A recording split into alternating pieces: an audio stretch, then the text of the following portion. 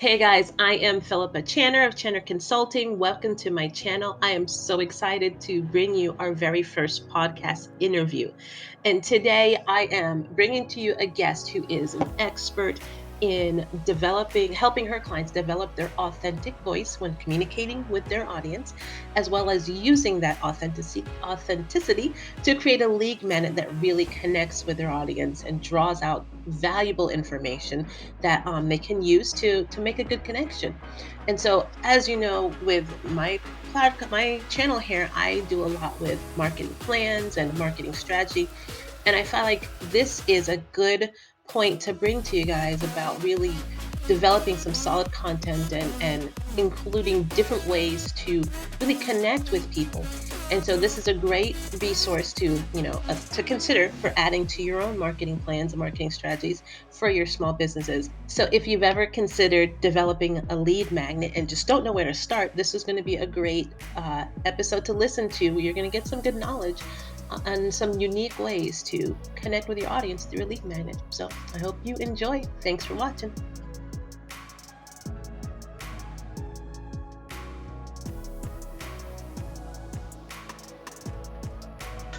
All right, everyone, thank you so much for being here. And I want to introduce you guys to my very first podcast guest, Ellen Koronet.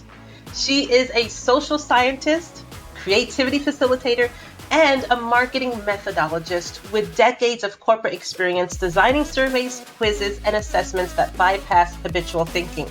Now, she has created a whole brain marketing system that voices the fascinating brilliance of any brand. Her philosophy is that combining your brilliant brand voice with gamified custom quizzes supercharges relationships that fuel sales and customer retention. Now, Ellen has mastered a way to broadcast a direct connection between this brilliant brand and the untapped audience and client base. Now, since Ellen's system and tools facilitate the collection of opinions that cut through expected answers to explain and predict behavior, the result is real engagement that produces warm leads and repeat buyers. And I find that is so fascinating. I've learned firsthand just how brilliant this experience can be. And I wanted to start this interview today by taking a quote from your website and to kind of dig a little deeper into this. So on your website, you stated, brands often immerse themselves in marketing to generate sales. What if executives, entrepreneurs, and professionals are really here to share our human spirit, possess passions, and creativity? What if, as we do, we exchange more value for value, organically, easily, and authentically? I think that is so powerful. So tell me, what inspired that quote? This came out of a really year-long intensive look into what my real mission is. What is it that gets me just so mad? I just want to stop it in its tracks and, flip everything around and go, go, go. And I have to give some credit to the Red Elephant Coaching University, because a lot of their philosophy really helps you to just scrap the wrong kind of game playing and really get down to what fuels you, what do you really want. And in the corporate world, which I was for a long time, everybody gets put in boxes. You put your customers in boxes. You put your, managers in boxes. They put you in boxes. You put your colleagues in boxes. Everybody's got a role to play and a certain way to do things. And, forget about really being yourself and all of you and all of your brilliance showing up to create something new. So this is the way I want the world to go forward. And I think entrepreneurs, small businesses are really leading the charge. So that's where that came from. That's really what I'm doing when I help a brand communicate its brilliance to its new customers. I'm connecting hearts. That's what we need. Yes, and I think that is amazing because it's so true. As I'm looking as a marketer, I'm often looking at businesses, how they're presenting themselves. And it's so often, so many times, it's very mechanical, I guess I could say. It's like they're crafting a message and trying to create a brand that's just, it's very cookie cutter, and it's not personal. And so it is refreshing to see, a movement, especially for small businesses, towards a more authentic voice and more just real, down to earth person, and not, an ideal. Right. And the successful brands, even the big mega brands, really know that people don't make decisions in their head. We all make decisions in our hearts. Yes. Even if we think we're being logical about it, we're not. Yes. I mean, it's all connected. And if you try to cut off that connection, you're going to cut off a lot of your business. Yes. It's not going to work. Yes. And I noticed too, like the same way, like I tried so hard when I started my business. I felt that I had to speak a certain way and say things a certain way, use, scripts from other people as inspiration. And I'm like, it got to the point where I got lost, in the final product. And so that, yeah, I definitely want to find, a way that can encourage people to be more authentic. And so when it comes to working with your clients, like what's the kind of the process? How do you get started with them? What's the first step you walk them through to get them to break down those walls and get more authentic? So, yeah, it's such a perfect segue from what we were just talking about, because that's exactly where you need to start. And I have several processes that I've developed over the years. I've also created a system of balanced thinking. So I apply that to the discovery process. And what I find is no matter how seasoned the business owner is or the manager is that I'm working with, we always get down to some benefits and outcomes of the amazing thing that you're doing that's so exciting that you had never thought of before. And we organize it into a system that creates the measures that I'm going to use in the quiz that I'm going to develop. Okay. So we always start with a deep dive into why? Like, what would happen if I just went ahead? If everybody kept doing things the way they've always done them, why should they change? Why should they listen to you? Why should they do what you're doing? So you play devil's advocate and you push. And I have this magical process that always ends up going from our habitual thinking at the beginning when I ask the question to this magic flip to the really emotional, motivating benefits and outcomes that we're after. And that's where we get the quiz from. Awesome. So I don't care how structured we already know the quiz is going to be. I always start with this process. Do you find often when you start with that process, the structure that they thought was going to be the structure kind of changes based on the turns and the flips that happen during the discussion? Actually, that doesn't happen unless the person was not clear going in. So if they really hadn't done their homework, if they weren't really marketing from their heart, from their own passion, then we might have to do a big change. But if you were already on track, all we're doing is putting a sort of a understanding the structure around it.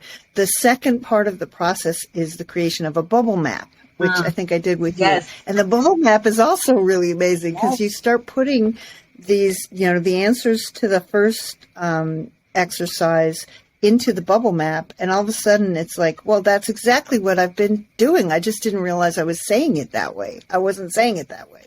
So it just clarifies. It's really a clarification process. And usually that doesn't mean a big switch. It usually means we just know how we want to ask the questions. Awesome. Now. Okay. So obviously we're talking about quizzes. So how did we get to quizzes? What made you land on quizzes being the ideal way to get this message out for your clients to get to connect with their customers? Right. So this is one of those things where when I came out of the corporate world, I worked, with huge Fortune 100, Fortune 50. I mean, I worked with big companies. And I thought, well, the small companies need this. Why is it only the $1 million budgets that get to do this great work? So I wanted to bring it down. And the more I worked with entrepreneurs, the harder I found it was to convince them to spend money on asking questions in a really good, deep way. And then I started to become a creativity facilitator for, the corporate world. And in that process, I realized that this is exactly what I've been doing all along, is taking people out of their logical thinking and moving them into the more emotional, passionate kind of inspired thinking, which is what I call it. And so then I thought, well, let's make a game out of it. If we turn it into a quiz, then it's going to be much easier for the managers and the marketing people to understand what they're trying to get their customers to do and who they're talking to.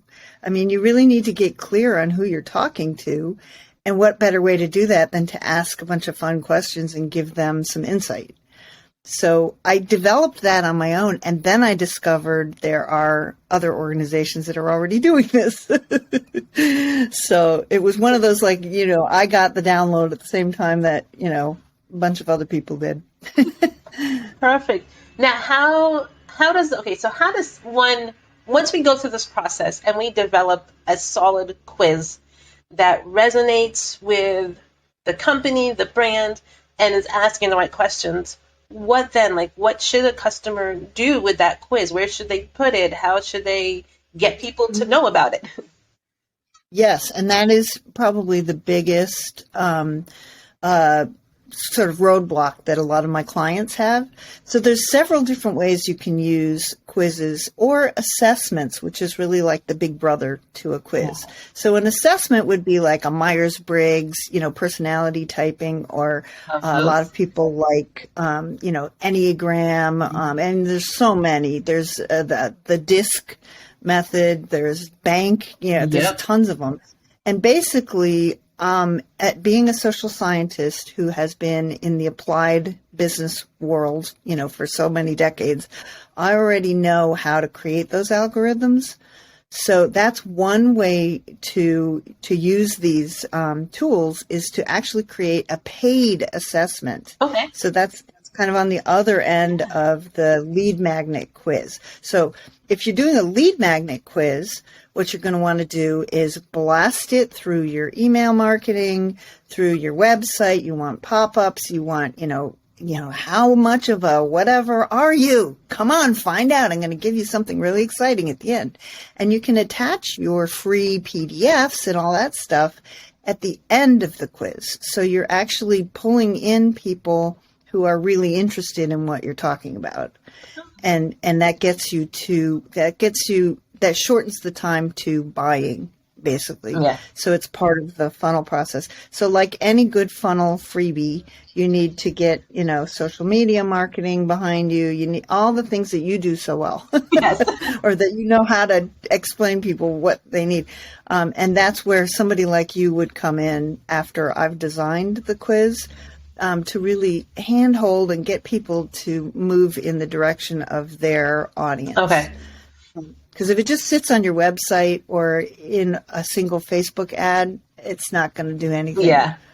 Okay. And I take it the intention of this whole process is to gain clients. So if it's a lead magnet, we're gating it to where we're collecting those email addresses and names. But after that, the intention is to follow up with some type of offer to kind of push them towards becoming your own customer or client, right?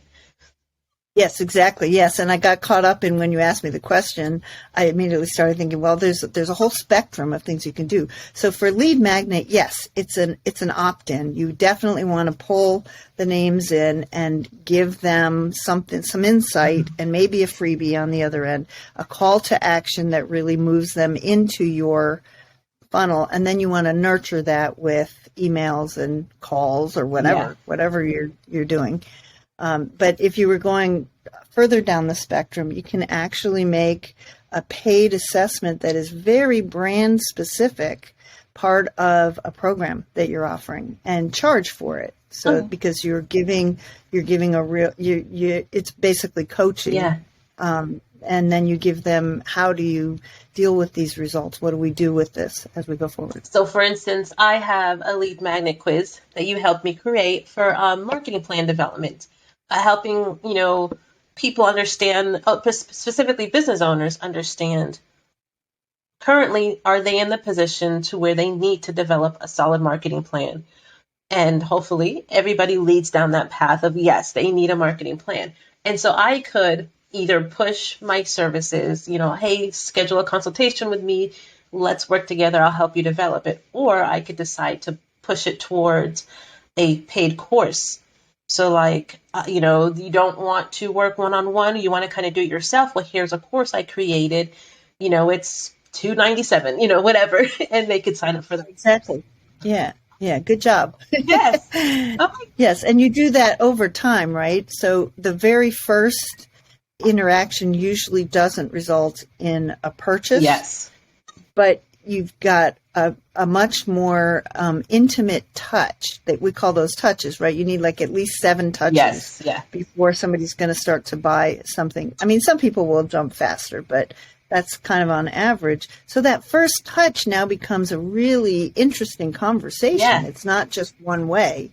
And that's because you designed your quiz to give your voice to them, so they would understand, oh my goodness, she gets me, yes, and she knows what she's doing. Yes. And in turn, when I get their answers, I'm getting a better idea of where they are on the spectrum of readiness for me, marketing plan development or whatnot.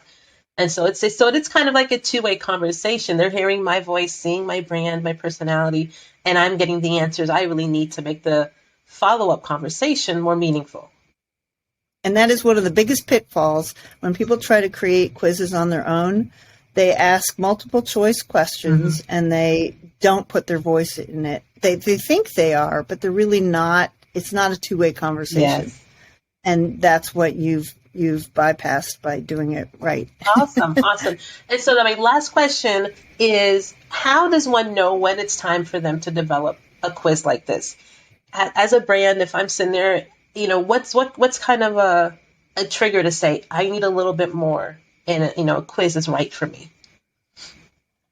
Well, in my opinion, I think it's always right. It's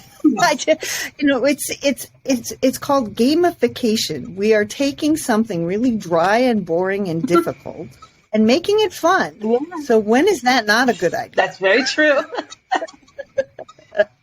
But and really you can do many levels of quizzes, and you can work with someone like you or me, in many different ways. So I mean, we can just help clarify and get it started, so then they can create something very simple. But usually it turns into a tool that helps you really move people through to where you want them to go. So I don't care where you are in the process. I think it's a great idea. Awesome. Well, hopefully some of the listeners here are inspired and want to start their own quiz. So can you tell us real quickly, how can people connect with you and get more information about you and learn and possibly work with you?